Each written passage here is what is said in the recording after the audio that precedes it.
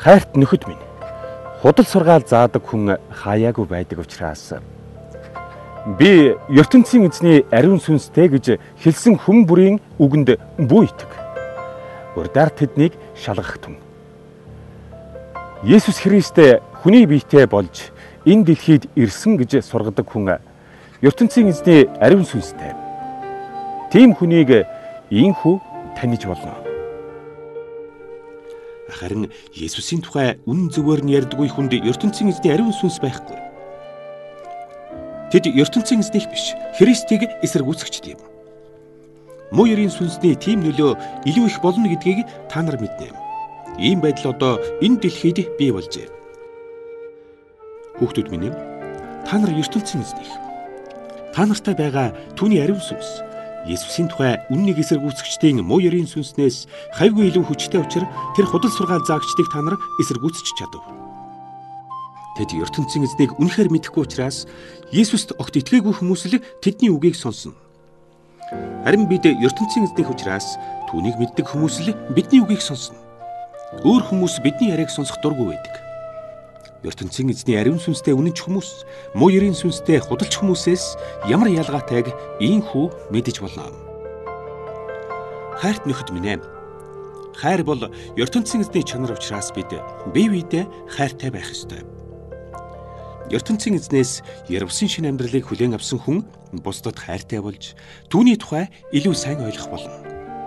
Харин бусдад хайргүй хүн ертөнцийн эзнийг огт мэдэхгүй хэрэг. ертөнцийн эзний ганц хүү Есүс бидэнд яр бусын мөнхийн амь өгөхийн тулд ирсэн. ертөнцийн эзэн энэ дэлхий рүү ганц хүүгээ илгээхдээ бидэнд хэр зэрэг хайртай болохоо харуулв. Бид ертөнцийн эзэнд заривсан өөрсдийнхөө хайраар хайрыг хэмжих хэрэггүй. Харин хүн төрлөختөнд заривсан ертөнцийн эзний хайр хэр зэрэг гүн болохыг ойлгох хэрэгтэй. Хүмүүс гим хийдэг болсон учраас ертөнцийн эзэн хилэгнэж мөнхийн шийтгэл оноохоор зэхэж байлаа.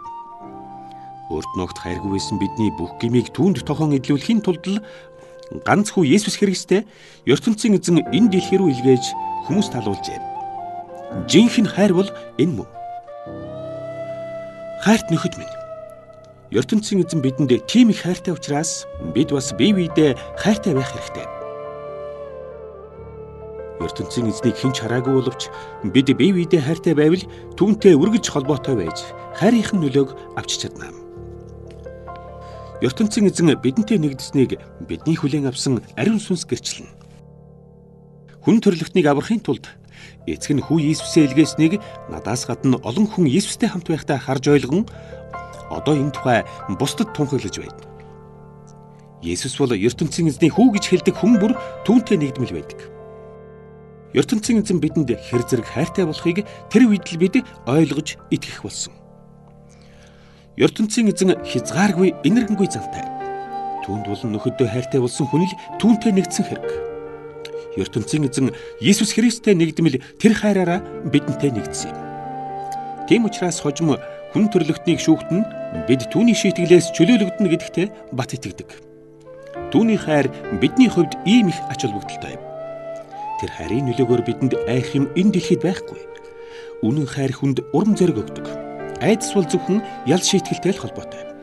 Тийм учраас айж буй хүн ертөнцийн эзний хайрыг бүр мөсөн аваагүй гэсэн үг. ертөнцийн эзэн бидэнд хайртай болсон учраас бид түүнд болон нөхөдөө одоо хайртай болсон. Дотны нөхрөө хайрлаж чадахгүй хүн хизээч хараагүй ертөнцийн эзэнд хайртай байж үнэхээр чадахгүй. Тийм учраас ертөнцийн эзэнд хайртай гэж хэд нөхөртөө хорсдог хүн ходол ярьж байна.